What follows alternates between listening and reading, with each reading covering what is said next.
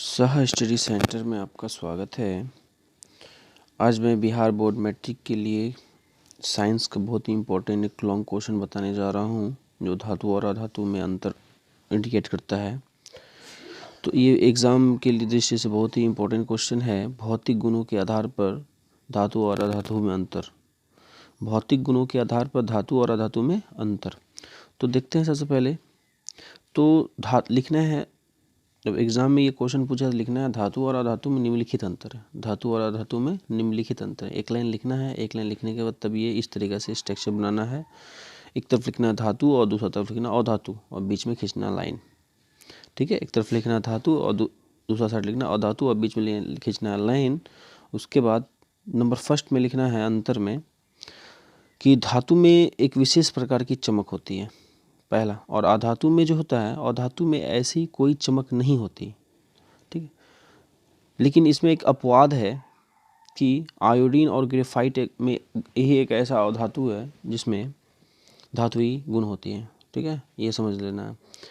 अधातु में ऐसी कोई चमक नहीं होती, लेकिन अपवाद ये है कि आयोडीन और ग्रेफाइट में धातुई चमक होती है। यानी इसका अर्थ ये हुआ कि आयोडीन और ग्रेफाइट एक ऐसा अधातु है जिसमें धातु का गुण होता है।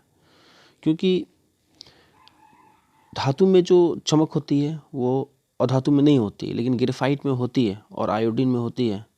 धातु क्या होता है, विद्युत का चालक होता है। और धातु विद्युत का चालक और धातु जो है विद्युत का कुचालक होता है। लेकिन ग्रेफाइट और आयोडीन एक ऐसा अधातु है जो विद्युत का चालक होता है। ठीक है, सेकंड में आते हैं। सेकंड बोल रहा है धातु प्रायः विद्युत का धनात्मक होता है। धातु जो है प्रायः विद्युत का पॉजिटिव होता है, यानी कि उसमें विद्युत करंट आता है। इसका अर्थ ये हुआ कि धातु विद्युत का धनात्मक होता है। इसका अर्थ ये हुआ कि धातु पॉजिटिव होता है, यानी कि धातु में करंट आता है। और अधातु प्रायः विद्युत का ऋणात्मक होता है।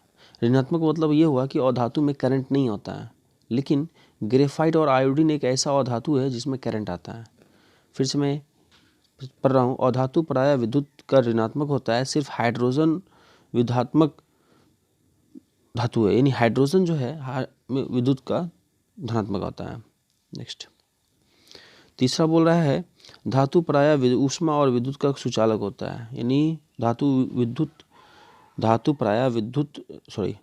प्रायः ऊष्मा और विद्युत का सुचालक होता है। इसका अर्थ ये हो गया कि धातु जैसे लोहा को अगर हम आग में रख देंगे साइड में तो वो हिट हो जाएगा, गर्म हो जाएगा और लोहा होकर करंट क्रॉस करेगा। लेकिन अधातु प्रायः विद्युत का कुचालक होता है, ऊष्मा का भी कुचालक होता है। जैसे एक सूखी लकड़ी और धातु है, सूखी लकड़ी को साइड में रख देंगे तो बहुत लेट से गर्म होगा।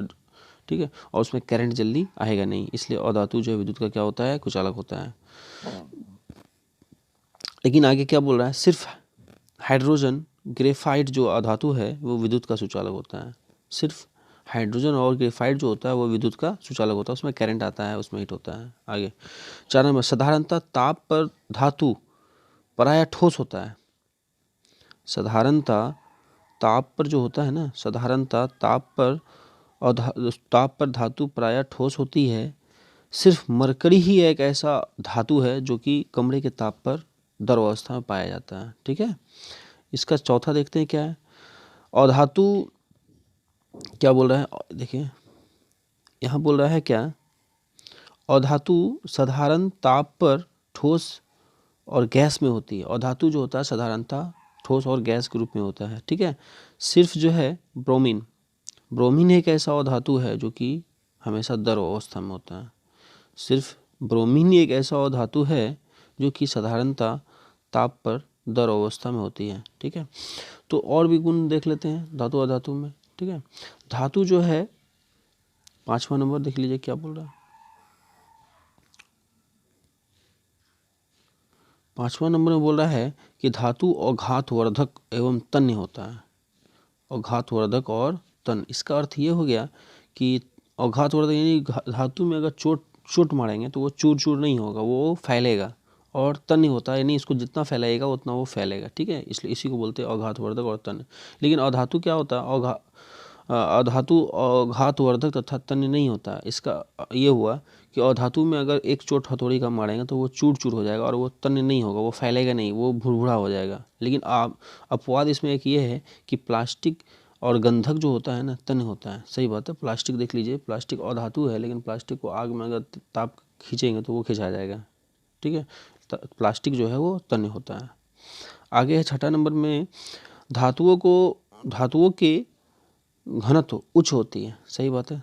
और अधातुओं के घनत्व निम्न होती है। ठीक है।